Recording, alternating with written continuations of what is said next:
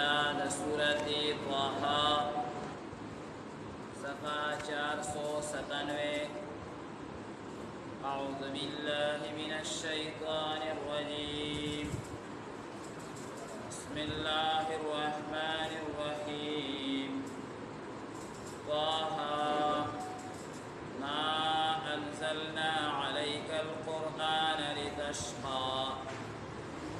إلا تذكرة لمن يخشى تنزيلا ممن خلق الأرض والسماوات العلى. صدق الله العظيم. بسم الله الرحمن الرحيم. طه الله خطوئي فمانا ددي حروفو ما انزلنا ندينا ذلكره عليك القرآن كتابا ديدا قرآن لتشقى شتف تكليف كبريوزي إلا تذكرة مگر نصيحة لمن يخشى تغجاتا شيركي تنزيلا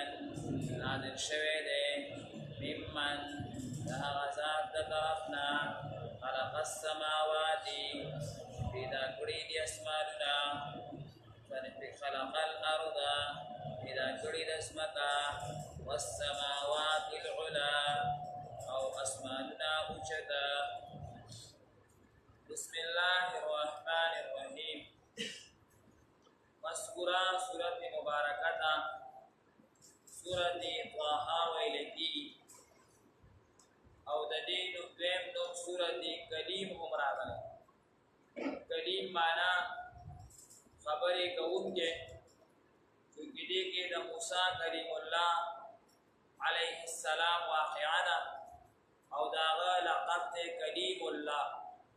دې وجه نه دې سورۃ مبارکه ته سورۃ کلیم هم ویل کېږي. حضرت ابو هریره رضی الله تعالی عنه روایت ده، دوی فرمایي چې نبی کریم صلی الله علیه وسلم فرمایي چې الله تعالی د اسمان او د ځمکې د پیدا کېدو نه 2000 کاله مخکې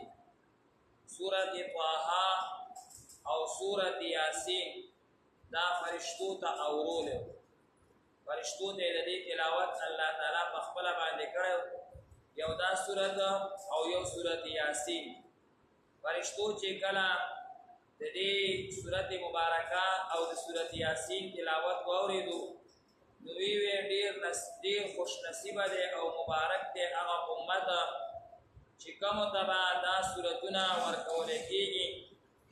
او مبارک دی هغه سړي چې دا به حفظ کړي وي یاد کړي وي او مبارک دی هغه جبه چې هغه به د دې تلاوت کوي. دا سورۃ طه دې کې ډیر زیات ناآشنا کرامات او دا شانتی ډیر زیات د علم فصاحت او د بلاغت او مختلف تعلیمات هغه په دې کې موجود دي. دا هغه صورت ده چې د حضرت عمر رضی الله تعالی عنہ د ایمان سبب او ذریعہ جوړ شوی. د دې آیاتونه مبارکه دومره اثر لري حضرت عمر سے باندې باقاعده اثر کړو. ابن اسحاق سے اغا روایت کئی حضرت عمر رضی اللہ تعالی عنہ د ایمان نمخ کی او پیرتور واغشتا او ویوی چې دا هغه کس کار تمامو مړکو مې چې کوم زمونږ ټول عرب گمراه کړ، نعوذ بالله. بلاره باندې روان دي نبی علیہ الصلوۃ والسلام پس راځي. بلاره کې وته او صحابي ملو شو نعیم ابن عبد الله هغه پټ ایمان راوړ. هغه ورته ډېر غوسه رواني وای او نن هغه انسان ختموم چې ټول عربي گمراه او زما او سر ورنه قلمومه مراد نبی علیہ الصلوۃ والسلام. هغه ورته وی دا خبره پرېږده، اول خو د خپل کور ته پوسوکه وی ولی وای ستا خور او ستا اوخه هغه مسلمانان باغی ایمان راوړي. اول د خپل کور ته پوسوکه هغه دی غوري وته ورکو او مسلمان ته او بیا پښتون ته دا عرب چې دي نو دا ډېر زیات غیرتمند دي. ایته چې بیا بغیر دغه ملو شي پیغور بیا پاړې غوسه کېږي ډایرک واپس راغلو خپل کور ته خور کور ته دروازې وډه بوله پورې پوه شوه چې دا زما ورور دی هغه قرآن مجید کې زده کوله سورت طه پخوا خو داسې مرتب انداز کې یعنی یو کتاب قرآن مجید دا موجود شي دا خو نه دا خو د عثمان رضی الله تعالی عنہ دور کې جوړ شو چا سره به یو سورت و چا سره به یو پاره وه چا سره به 2 صفحې وي هغه تلاوت کول هغه به زده کول یا به هغه بل ملګري ته ورکړه هغه نه به نور واغشته په دې طریقه باندې به دا حفظ شروع چا سره به د کجورو په پاڼو باندې چا سره به په چمړه باندې لیکلی شوی و د اوښ هډوکي غټ وي په هغې باندې به لیکلی شوی و نو دی سره یو 2 صفحې وي هغې کې سورت طه څه حصه لیکلی شوي وه دی هغه زده کول هغه یې پټ که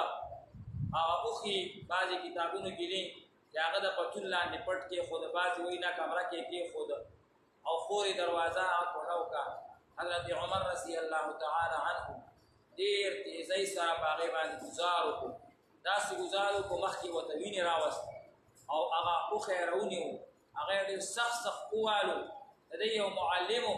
چې دی ته یې سبق ښول هغه پټ شو هغه پټ شو حضرت عمر رضی الله تعالی عنه وایي دا تاسو څه لوسته هغه یې وی چې مونږ د الله کتاب لوستو دا څه دي دا تاسو څه کوئ ولې تاسو د خپل دین نه اورېدلي یئ وایي مونږ اسلام قبول کړی دی دواړو په تیز اواز سره وویل او کلمه طیبې وویلې حضرت عمر صاحب باندې د دیوانو نه پس خامخا انسان غصه سړه شي غصه یې سړه شوه او په سا سکون باندې شو وی راوړئ دا څه دي دا صفحات راوړئ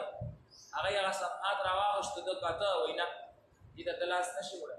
اول به غسل کې مسلمان نه او بیا به کلمه وی بیا به دې ته لاس وړي دا پاک خلک دې ته لاس وړی شي غسل یې وکړو او بیا یې چې کوم دی نو کلمه طیبه وویلې او بیا یې دا صفحات راواخېسته په دې کې سورت طه وه طه ما انزلنا عليك القرآن لتشقى إلا تذكرة لمن يخشى تنزيلا ممن خلق الأرض والسماوات العلى الرحمن على العرش استوى دا ښکلي الفاظ مبارکات هغه لوستو هغه خو بیا په ژبه هم پوهېدو د دې په نکاتو هم پوهېدو د دې په فصاحت او بلاغت هم پوهېدو چې دا کوم کلام دی دا څنګه ویلی شوی حیران هغه پاتې شو نبی کریم صلی الله علیه وسلم مجلس کې حاضر شو او ایمان یې هغه قبول کړو دا صورت دا د حضرت عمر رضی الله تعالی عنه د ایمان راوړلو ذریعه هم جوړه شوې ده سورت طه الله فرمایي ما انزلنا عليك القرآن لتشقى اے نبی کریم صلی الله علیه وسلم موږ تاسو باندې دا قرآن دې لپاره نه دی نازل کړی چې تاسو مشقت کې پرېږدئ قرآن مجید چې کله ابتدا کې نازلېدو نبی علیه السلام او ډېر صحابه کرام ای به ټوله شپه ولاړو او په تهجدو کې په نوافلو کې به یې دا لوستو تر دې چې د نبی علیه السلام قدمونه مبارک ته به وپړسېده نو الله تبارک وتعالی نبی کریم صلی الله علیه وسلم فرمایي موږ دا قرآن مجید دې دپاره تا ته نه دی درکړی چې ټوله شپه یې لوله نه د ورځې تبلیغ کې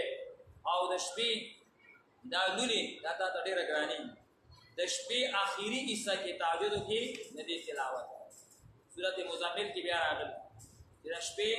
آخري حصه تهجدو کې د دې قرآن مجید هغه تلاوت کوه دا د عامو صحابه کرامو د نبی کریم صلی الله علیه وسلم د تابعینو تبع تابعینو او د علماو صلحاو د عادت دی چې هغه په تهجدو کې قرآن مجید هغه لولي قرآن مجید هغه تلاوت کوي دلته کله کله د ما سوچ ته یو خبره راشي مې نبی کریم صلی الله علیه وسلم الله تعالی بخلی دی او دومره مشقت برداشت کوي چې هغه باقاعده د شپې په تهجدو کې قرآن مجید هغه لولي او صحابه کرام ای سره الله وعده کړی ده چې رضی الله عنهم ورضوا عنه الله وایي ما تاسو ناراضي ما تاسو زما ناراضي شي او دغه شانتي دا لوی خلک دا اولیاء بزرگان علما صلحا هغه باقاعده د قرآن مجید تلاوت کوي او په موس کې کوي دغه شانتي کوي